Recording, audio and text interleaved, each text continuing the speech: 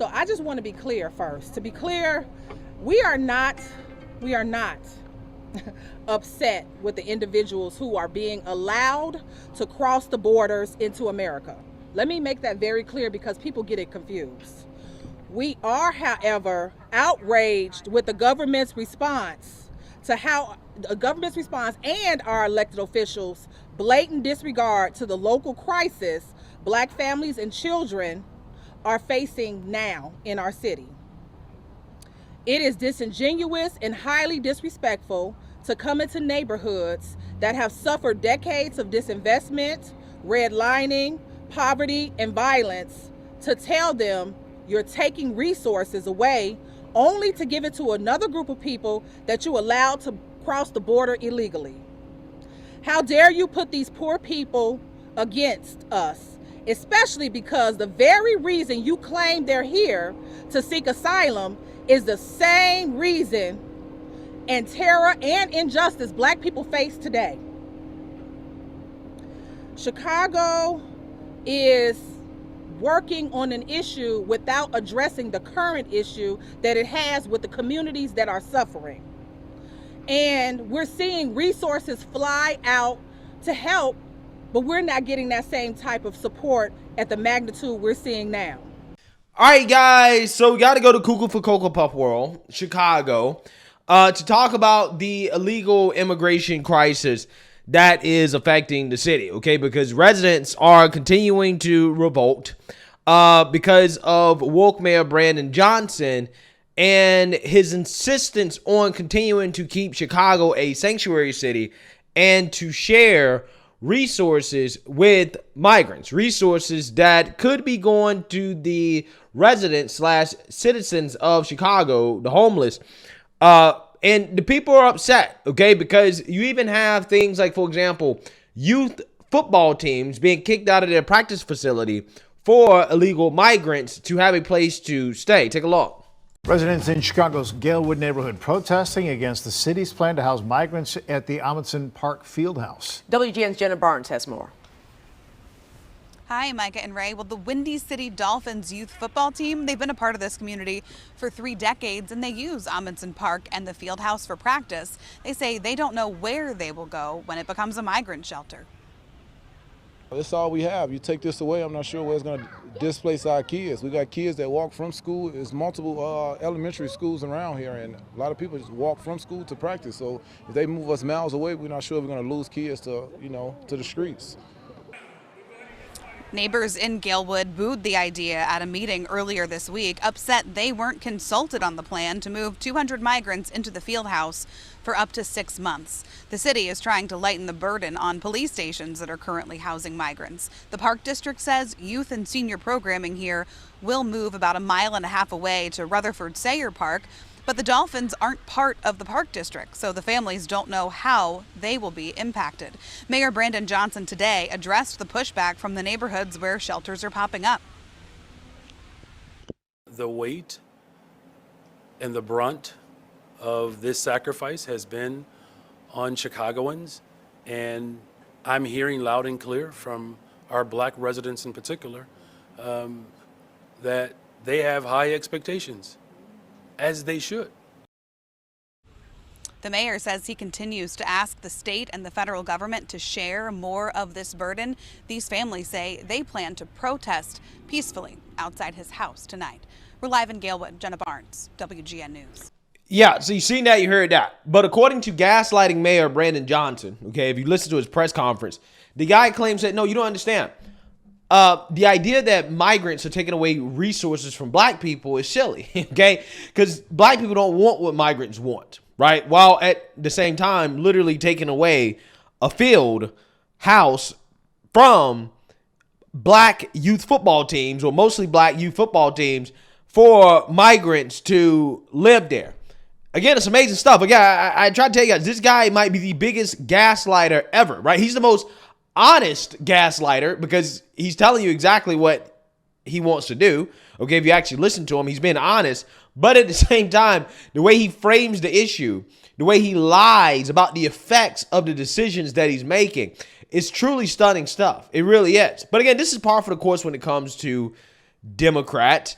And woke Mayor Brandon Johnson has found himself in a situation where he's now getting sued over his actions because Chicago residents, a lot of them whom happen to be black, are fed up with Brandon Johnson, despite the fact that they voted for this. So let's watch this clip. The migrant crisis in Chicago is boiling over as city officials continue to clash over what to do next. And Mayor Brandon Johnson says he is planning a trip down to the border. NBC5's Lisa Chavarria joins us live here in studio. And Lisa, all of this is happening as even more buses arrived last night. That's right, 22 buses yesterday, guys. So we're talking about a lot of people here. The issue is, where do asylum seekers stay? The city is placing them all across Chicago, and it's being met with plenty of pushback from residents in these communities. Meanwhile, Mayor Brandon Johnson says he wants to head south to see what's happening firsthand. My administration is committed to making sure that we are putting together the full force of government at every single level to ensure that these families, who, by the way, they're not illegal, they're asylum seekers. He should. Yeah, so do you guys understand? Every time I hear this man talks, he's always defending the illegal immigrants who committed a crime of coming into the country illegally, okay? He defends them more than I've ever heard him defend an actual resident of Chicago. Okay. Now, again, this guy continues to gaslight the people and try to pretend. Now, again, black people aren't losing resources over this stuff, while at the same time, the city is spending $255 million. That's how much they'll spend by the end of this year on migrants. Again, almost $30 million for security, right? To protect them. Okay. Now, again, this is the same guy that wants to defund police. Okay, he wants to defund the police in black neighborhoods. He's letting crime run rampant in the city. But again, this guy is acting like he's acting in your best interest. And then you got people like Angela Reed that will come out here and say, well, Trump is racist. Republicans are racist.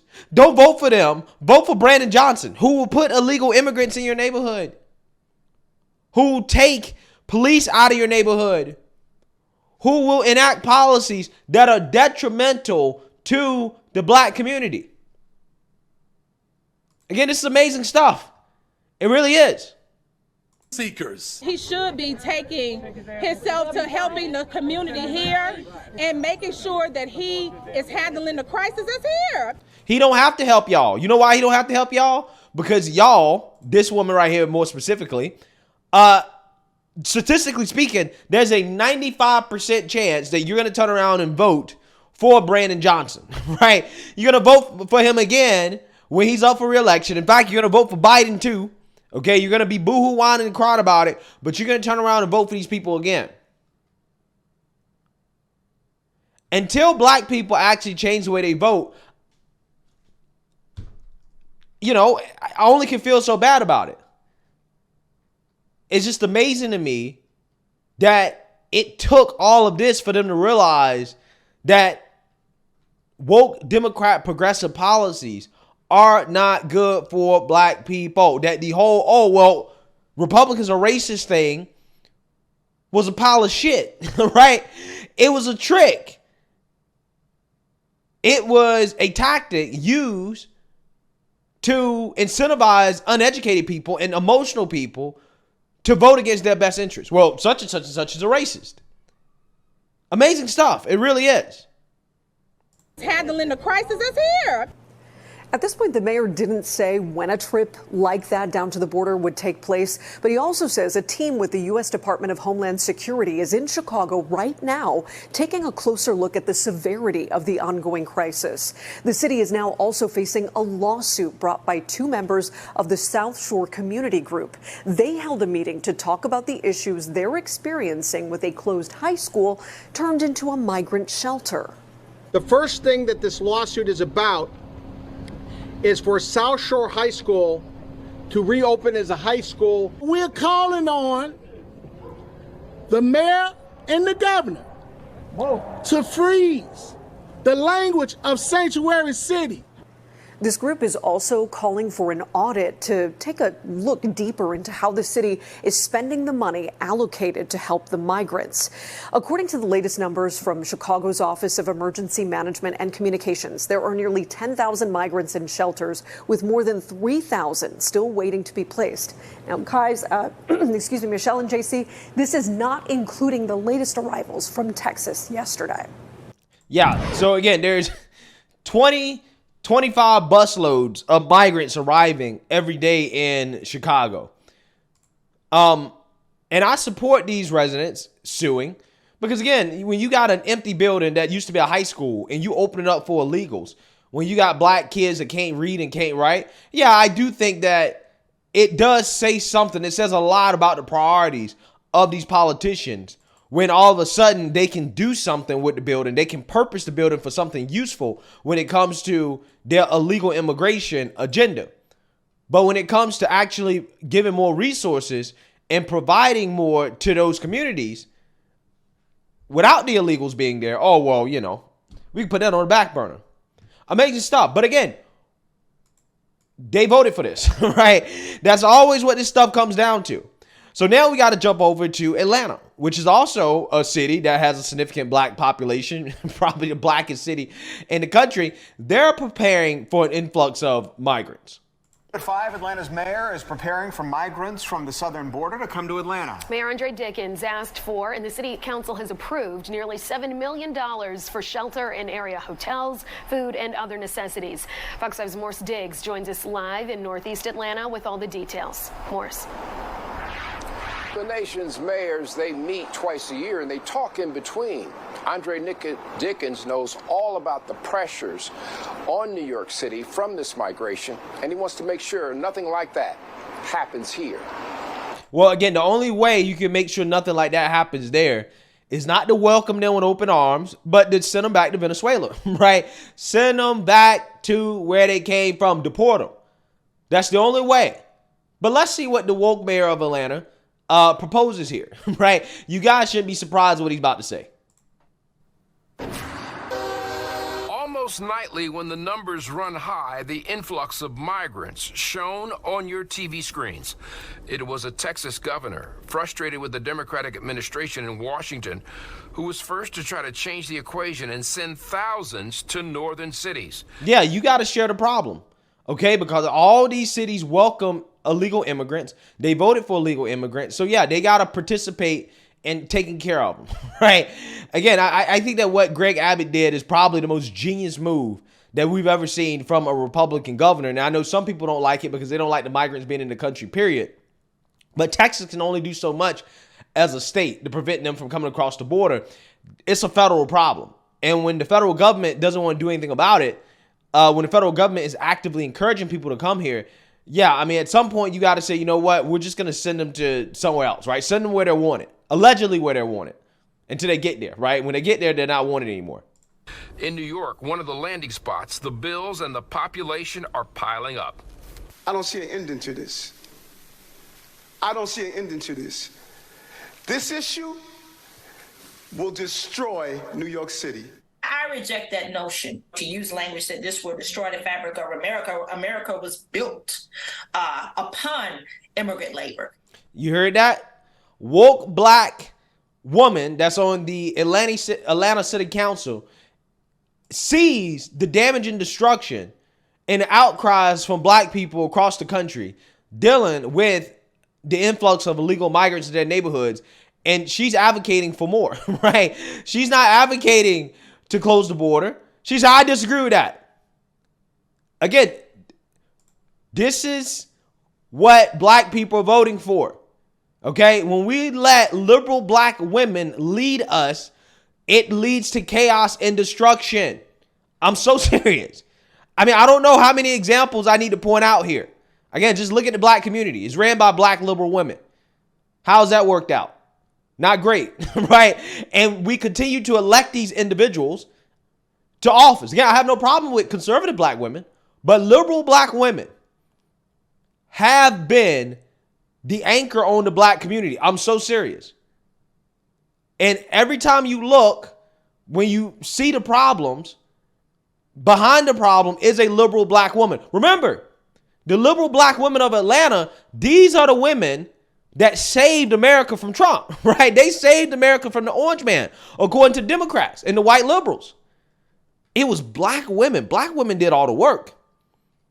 So again, when it comes to inflation, crime, the border, Biden's disastrous foreign policy, according to Democrats, liberal black women are to blame for it, right? Because they saved the country from orange man. The patterns are all the same. The common denominators are all the same. I'm just keeping it 100 with you. You have to stop electing liberal black women because they come out here and they talk sweet and they say what you want to hear, and start electing more conservatives. I don't care if it's a man or a woman. They just need to be a conservative. It's really that simple. Upon immigrant labor. Atlanta Councilwoman Keisha Waits and her colleagues supported Mayor Andre Dickens' initiative to fund at nearly $7 million a program to shelter migrants who make... So with $7 million, they can be deporting them back to Venezuela. No, we're going to take $7 million and we're going to take care of them. Now, again, what happened last time we saw cities do this? When they allocate money to take care of migrants instead of deporting them. More migrants come, right? It just incentivizes more migrants to come because they know they're going to be taken care of. Again, this is not going to end well for Atlanta. But again, look who's running the city. Look who's running the city. Get to Atlanta. I spent several years serving with the Federal Emergency Management Agency. I stand behind this mayor in terms of the decision to put this funding forward. At the end of the day, these are families. These are human beings. The Atlanta cash secured with a federal grant will go to a half dozen organizations who will feed the individuals, put them in hotels, and meet other needs. The president decided to elevate some of the migrants who crossed over and give them a limited status. Work permits, you allow people to then, they're seeking gainful employment. AKA taking jobs, right? So they're going to come in, they're going to take jobs because they're going to work for less, which is going to put downward pressure on wages. Again, this is all the effects they don't want to talk about. They don't tell you when it comes to these illegals coming into these communities and then being allowed to work. Again, it hurts the people that are in the community. And that's the honest to God truth. But again, these Democrats, these liberals, they lie to you. They don't tell you that. They don't tell you that. Not going to be deported. You're sort of part of this economy in the United States and in the state of Georgia at this point, but it doesn't bestow on you citizenship rights, right? You can't vote. So if you have family members who have arrived in Georgia or are headed here, check out our website this evening. We will put the full list of those service organizations who are getting the money and can get them some help. From Northeast Atlanta, I'm Morse Diggs, Fox 5 News. So you even got the news station in Atlanta telling illegals how to come here and get resources. It's amazing stuff. It really is. Again, when Atlanta is overrun with illegal immigrants, just remember, Democrats told us that the Fulton County, the black women of Fulton County, they saved the country from Trump. Right? These are the people that got Biden elected. These are the people that are cause of the open border. Just remember that. I'm not saying that. Democrats said that. Okay? Just remember when they're boohoo-whining and crying and demanding that they be deported and, black people aren't being given enough resources and yada, yada, yada. Just remember what Democrats said after the election. I'm just saying. Let me know what you guys think. Make sure you like, comment, and subscribe. Most importantly, share a black conservative perspective. Peace.